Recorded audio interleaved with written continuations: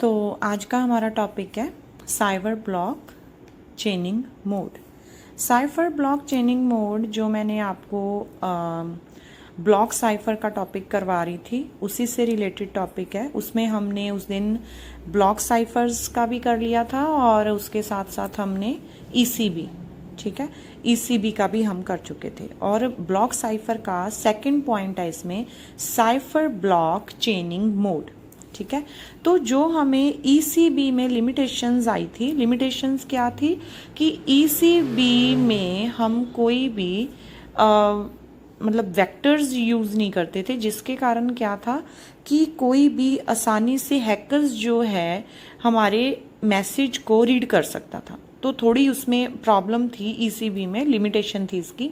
तो उस लिमिटेशन को दूर करने के लिए थोड़ा एडवांस टेक्निक जो है, वो न्यू टेक्निक जो है उसकी ज़रूरत पड़ी।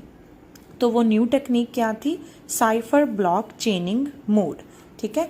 साइफर ब्लॉक चेनिंग मोड में क्या है कि हम सेम मतलब दो सेम प्लेन टेक्स्ट जो है तो उसमें हम क्या करेंगे, चेन ऐड कर देंगे। चेन मतलब कि एक का जो रिजल्ट है वो दूसरे के लिए इनपुट का काम करेगा, ठीक है।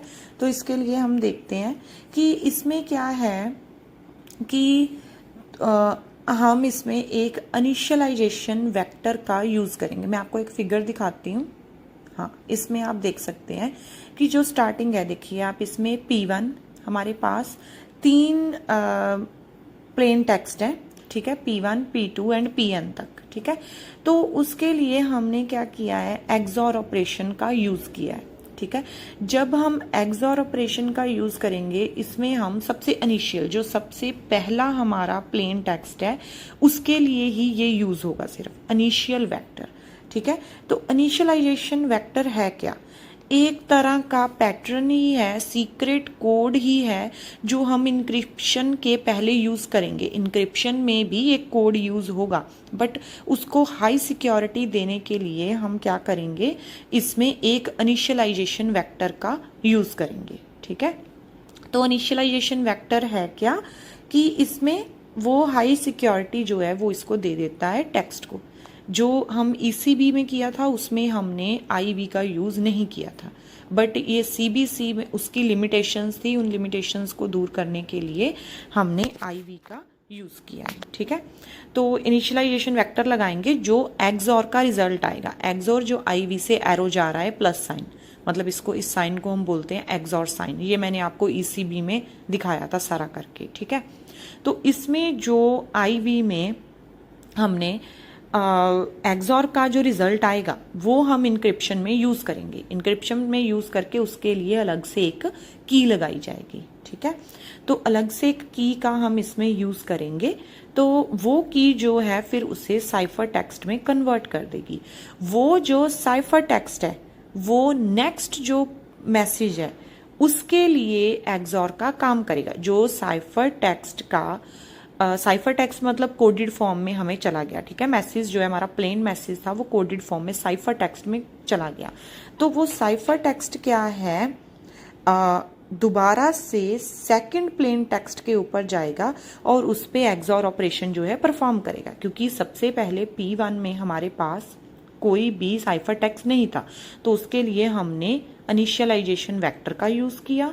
P2 में हमारे पास साइफर टेक्स्ट आ चुका है, तो उसके लिए हम दोबारा से P2 प्लेन टेक्स्ट जो है हमारा सेकंड प्लेन टेक्स्ट है, उसके लिए हम क्या करेंगे, जो फर्स्ट का साइफर टेक्स्ट आया है उसे हम एक्सॉर ऑपरेशन के लिए यूज़ करेंगे, ठीक है।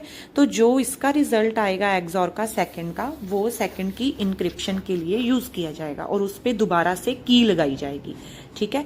की लगा के फिर वो C2 मतलब सेकंड साइफर टेक्स्ट में कन्वर्ट हो जाएगा।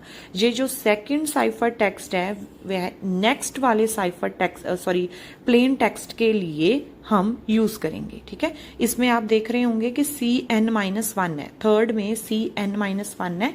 n-1 मतलब कि जो भी Pn से पहले वाला प्लेन टेक्स्ट होगा, मतलब उसका जो साइफर टेक्स्ट आया है वो, जैसे P2 के लिए C1 का यूज किया गया, ठीक है। इसी तरह से Pn के लिए Cn-1, अगर हम Pn की जगह पर P10 ले लें तो इसका मतलब क्या आएगा, C9 आएगा यहाँ पर। ठीक है, तो ये हो गया इंक्रिप्शन मेथड के लिए। सबसे पहले इनिशियलाइजेशन वेक्टर का यूज़ किया जाएगा। इनिशियलाइजेशन वेक्टर का यूज़ करके इंक्रिप्शन में आएगा। इंक्रिप्शन के लिए की का यूज़, सीक्रेट की जो है यूज़ करके उसे साइफर टेक्स्ट में कन्वर्ट करेंगे, और वो जो साइफर टेक्स्ट है वो P2 के लिए एक्सऑर ऑपरेशन के लिए हम यूज़ करेंगे। ठीक है, और वो नेक्स्ट इंक्रिप्शन में काम आएगा। सीक्रेट की लगाई जाएगी, नेक्स्ट साइफर टेक्स्ट प्रोड्यूस होगा, और वो जो नेक्स्ट साइफर टेक्स्ट है वो Pn के लिए एक्सऑर ऑपरेशन के लिए हम इसका यूज करेंगे। मतलब इससे क्या है कि हमने डबल अपने टेक्स्ट को सिक्योरिटी दे दी, एक बार इनिशियलाइजेशन वेक्टर के साथ, एंड सेकंड जब हम उस पर इंक्रिप्शन पर एक सीक्रेट की और लगा देंगे। ठीक है, तो ये है सेंडर साइड से, ये सिर्फ सेंडर साइड की तरफ ही अभी हमने यूज किया है, अभी हमने डिक्रिप्शन का मेथड नहीं देखा। ठीक है, तो इनिशियलाइजेशन वेक्टर में वो ही सारा बताया हुआ है कि इनिशियलाइजेशन वेक्टर जो है वो फर्स्ट प्लेन टेक्स्ट ब्लॉक पर ही लगाया जाएगा। मतलब कि एक्सऑर के लिए हम यूज करेंगे, एक्सऑर ऑपरेशन के लिए उसका रिजल्ट जो है वो हम क्या करेंगे, एक्सऑर का रिजल्ट जो है वो इनक्रिप्ट किया जाएगा, मतलब उसे कोडेड फॉर्म में लिया जाएगा की का यूज करके। ठीक है, तो उससे हमें फर्स्ट साइफर टेक्स्ट ब्लॉक जो है वो मिल जाएगा। जो फर्स्ट साइफर टेक्स्ट ब्लॉक है उसे हमें सेकंड प्लेन टेक्स्ट को इनक्रिप्ट करने के लिए उसका हम यूज करेंगे। ठीक है, फर्स्ट साइफर टेक्स्ट ब्लॉक जो है वो सेकंड प्लेन टेक्स्ट ब्लॉक के ऊपर हम एक्सऑर ऑपरेशन के लिए यूज करेंगे, एंड उसका जो रिजल्ट है वो हम अपने प्लेन टेक्स्ट को इनक्रिप्ट करने के लिए, और जो पहले पर की लगाई गई है सीक्रेट की, उसी सेम स्टेप 1 में जो सीक्रेट की लगाई गई है वही सीक्रेट की लगा के हम सेकंड साइफर टेक्स्ट जो है हमें वो मिल जाएगा। ठीक है, तो सिमिलरली सेकंड प्लेन टेक्स्ट जो है वो हम थर्ड के लिए यूज करेंगे, जो साइफर टेक्स्ट है वो हम थर्ड के लिए यूज करेंगे, एंड जो थर्ड है जब तक हमारा ये कॉन्टिन्यूस जो प्रोसेस है ये चलता रहेगा। ठीक है, तो अभी हम इंक्रिप्शन का हमारा ये कंप्लीट हो चुका है, तो इसके बाद हम डिक्रिप्शन के लिए देखेंगे। डिक्रिप्शन मतलब रिसीवर साइड पर। ठीक है, रिसीवर साइड पर हम कैसे उस साइफर टेक्स्ट को डिक्रिप्ट करेंगे। ठीक है, उस साइफर टेक्स्ट को डिक्रिप्ट करने के लिए हम नेक्स्ट इमेज देखते हैं। इसमें क्या है कि अभी देखिए जो नेक्स्ट है डिक्रिप्शन के लिए। ठीक है, डिक्रिप्शन के स्टेप्स क्या हैं कि जो C1 हमारा ये प्रोड्यूस हो गया। ठीक है, जो C1 प्रोड्यूस हुआ है उस C1 को हम डिक्रिप्ट करेंगे सेम की लगा के। ठीक है, डिक्रिप्शन के लिए हम क्या करेंगे, सेम की का यूज करेंगे जो कि हमने ऊपर इंक्रिप्शन के लिए यूज की थी, वो ही की सेम हम इसमें यूज करेंगे, और जो की यूज करने के बाद सीधा ही आपको प्लेन टेक्स्ट नहीं रिसीव होगा। ठीक है, तो फर्स्टली क्या है, साइफर टेक्स्ट ब्लॉक जो है वो डिक्रिप्शन के लिए हम सेम की का यूज करेंगे जो इनक्रिप्टिंग के लिए यूज की गई थी, और जो डिक्रिप्शन का रिजल्ट है देन उसके लिए दोबारा से हमें इनिशियलाइजेशन वेक्टर लगाना पड़ेगा।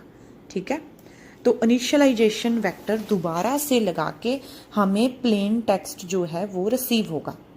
मतलब हम कह सकते हैं कि P1 जो है प्लेन टेक्स्ट फर्स्ट जो है उसे इनक्रिप्ट करने के लिए भी पहले हमने इनिशियलाइजेशन वेक्टर का यूज किया और एक सीक्रेट की का यूज किया, और फिर वो साइफर टेक्स्ट में कन्वर्ट होगी। साइफर टेक्स्ट में कन्वर्ट होने के बाद उस पर हम डिक्रिप्शन लगाएंगे।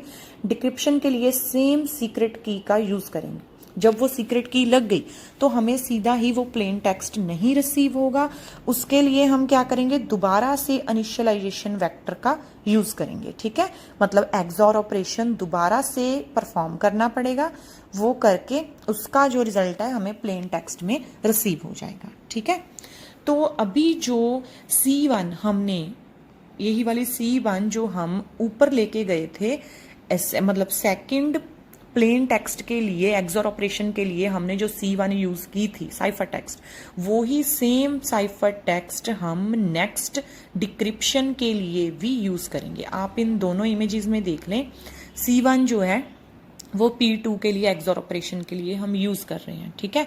और वही C1 जो है वो हम नीचे डिक्रिप्शन के लिए एक्सॉर ऑपरेशन के लिए भी यूज कर रहे हैं, ठीक है। इसी तरह से साइफर टेक्स्ट 2 जो है वो नेक्स्ट जो भी CN हमारे पास होगा, जो भी नेक्स्ट C3 होगा, C4 होगा, ऐसे ही हम नेक्स्ट मतलब वही सेम साइफर टेक्स्ट हम रिजल्ट के लिए भी उसका यूज करेंगे, ठीक है। तो इसके लिए क्या है कि जो भी रिजल्ट आएगा साइफर टेक्स्ट का वो हम डिक्रिप्शन के लिए एक्सॉर के लिए उसका यूज करेंगे, ठीक है। वही सेम साइफर टेक्स्ट इंक्रिप्शन के लिए, वही सेम साइफर टेक्स्ट हम डिक्रिप्शन के लिए उसका यूज करेंगे, ठीक है। ये तब तक प्रोसेस कंटिन्यू रहेगा जब तक हमें सारे प्लेन टेक्स्ट जो हैं ब्लॉक्स मतलब वो रिट्रीव नहीं हो जाते, ठीक है। जितने भी हमारे पास प्लेन टेक्स्ट हैं वो सबसे पहले हम उस पर इनिशियलाइजेशन वेक्टर लगाएंगे। इनिशियलाइजेशन वेक्टर सीक्रेट मतलब कह सकते हैं कि पैटर्न होगा या कोड होगा। ये न्यूमेरिक फॉर्म में भी हो सकता है, सेमी न्यूमेरिक फॉर्म में भी हो सकता है, ठीक है। तो ये पूरी फिगर जो है वो कैसे बनेगी, मतलब इस C1 जो है वो इंक्रिप्शन के लिए भी एक्सॉर ऑपरेशन के लिए यूज किया जाएगा एंड डिक्रिप्शन के बाद भी एक्सॉर ऑपरेशन, ताकि हमें जो प्लेन टेक्स्ट मैसेज एक तरफ गया मतलब सेंडर साइड से आया है वही रिसीवर साइड पर उसे रिसीव हो जाए। 2 बार उसे इनिशियलाइजेशन वेक्टर का यूज करना पड़ेगा, ठीक है। तो इसका यूज करने के बाद मतलब सभी के लिए ये C1 साइफर टेक्स्ट जो है वो डिक्रिप्शन के लिए भी हम सेम ही यूज करेंगे, ठीक है। तो इसके साथ ही हमारा जो ब्लॉक साइफर का कंसेप्ट है वो इसके साथ ही हमारा क्लियर होता है, ठीक है।